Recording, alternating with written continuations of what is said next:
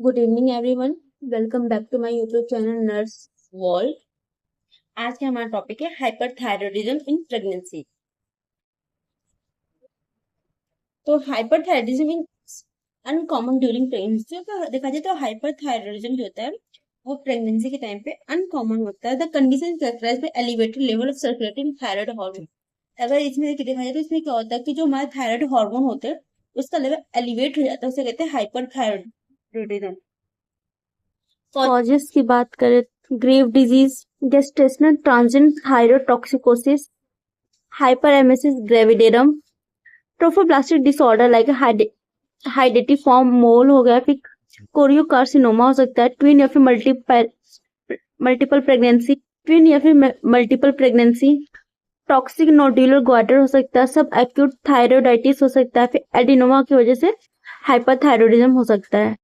Diagnosis की बात करें तो ब्लड टेस्ट करवाएंगे जिसमें टीएसएच थायराइड स्टिमुलेटिंग हार्मोन का जो लेवल होता है वो डिक्रीज होता है, T3 और T4 हार्मोन होता है इंक्रीज होता है। अगर थायराइड एग्जामिनेशन करवाएंगे तो जो थायराइड ग्लैंड होता है वो इनलार्ज मिलेगा। रेडियोएक्टिव आयोडीन टेस्ट और फिर जो स्कैन रहेगा वो नहीं करवाते ड्यूरिंग प्रेगनेंसी के टाइम पे। अब आते हैं कॉम्प्लिकेशंस क्या क्या देखा जाए। अगर मदर में देखा जाए तो कार्डियक फेलियर हो सकता है, pre eclampsia, arterial fibrillation, miss carriage हो सकता है। फीटस में अगर देखा जाए तो फीटल ग्रोथ रेस्ट्रिक्शन हो सकता है, प्री मैच्योरिटी हो सकती है, स्टिल बर्थ हो सकता है, हाइपोथायरॉयडिज्म हो सकता है, थायरोटॉक्सिकोसिस हो सकता है।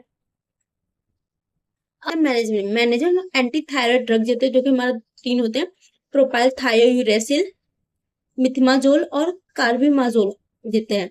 इसमें आते हैं सबसे पहले प्रोपाइल थायोयूरेसिल जो कि डेली डोज अगर देखा जाए तो 300 to 450 mg देते हैं। और ये कंटिन्यू टिल यूथायराइड। यूथायराइड क्या होता है, जब जो थायराइड हार्मोन का जो लेवल होता है जब वो नॉर्मल हो जाता है उसे कहते हैं यूथायराइड। तो ठीक है, तो 300 to 400 mg देना है जब तक वो थायराइड हार्मोन नॉर्मल नहीं हो जाता। और फिर मेंटेनेंस डोज कितना है, 50 से 150 mg डेली देना है। कार्बिमाजोल जो इनिशियल डोज अगर देखा जाए तो 10 to 40 mg पर डीएल देते हैं ओरली। मेंटेनेंस में देते हैं 5 to 50 mg पर डे। इसके बाद मिथिमाजोल जो होता है वो अवॉइड किया जाता है फर्स्ट ट्राइमेस्टर में, क्योंकि ड्यू टू रिस्क ऑफ इम्ब्रियोपैथी। ये क्या कहता है, इम्ब्रियोपैथी कहता है, जो फीटस है उसका ग्रोथ एबनॉर्मलिटी करवा सकता है, फिर स्ट्रक्चर एबनॉर्मलिटी करवा सकता है, इसलिए इसे फर्स्ट ट्राइमेस्टर में नहीं दिया जाता है। ये न्यूनेट में एप्लेसिया क्यूटिस करवाता है। बीटा ब्लॉकर भी दिया जाता है प्रोपेनॉल। ये क्या कहता है, जो टैकीकार्डिया, एरिथमिया, फिर जो ट्रिमर है उसको कंट्रोल करता है। सर्जरी की बात करें तो सर्जरी होती है थायराइडक्टॉमी जो कि हमारे सेकेंड ट्राइमेस्टर में किया जाता है। कब की जाती है, जब ग्वाटर जो होता है बहुत ज्यादा लार्ज ग्वाटर होता है, या फिर जो सिम्टम्स और कंप्रेशन सिम्टम्स होते हैं, फिर ड्रग इंटॉलरेंस हो जाता है, तब हम लोग ये सर्जरी करते हैं। तो जो ये सर्जरी होती है इसे सेकेंड ट्राइमेस्टर में करते हैं। जब लार्ज गटर कंप्रेशन सिस्टम हो गया, फिर ड्रग इंटॉलरेंस होता है, तब ये सर्जरी करते हैं। नर्सिंग मैनेजमेंट की बात करें तो सबसे पहले प्री कॉन्सेप्शन काउंसलिंग। इसमें क्या था, कंसेप्शन होने से पहले जो लोग काउंसलिंग करते हैं इसमें क्या था, thyroid function should be control properly. जो थायराइड जो है उसको प्रॉपर्ली कंट्रोल करना है।